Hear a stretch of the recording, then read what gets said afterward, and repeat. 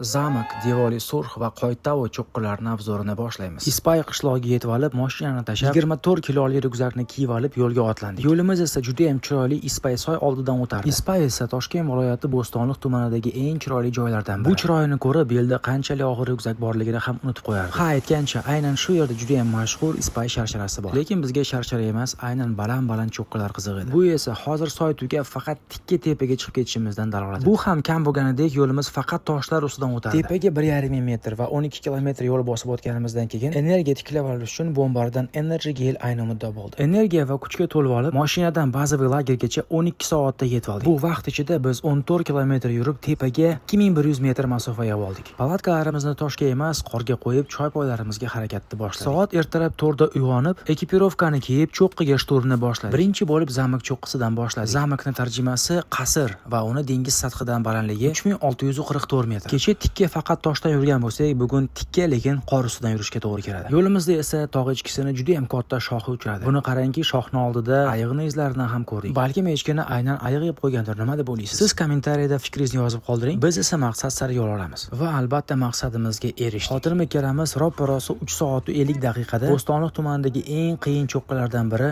Zamak cho'qqisiga chiqib oldik. Cho'qqida qorni to'yg'izib olish uchun step shikoyatlari juda ham zo'r ketadi. Komandamiz hamma a'zolari yetib kelgach, umumiy bitta surat qilib, keyingi cho'qqilarga yo'g'ildik. Bu haqda keyingi qismda batafsil aytib beraman.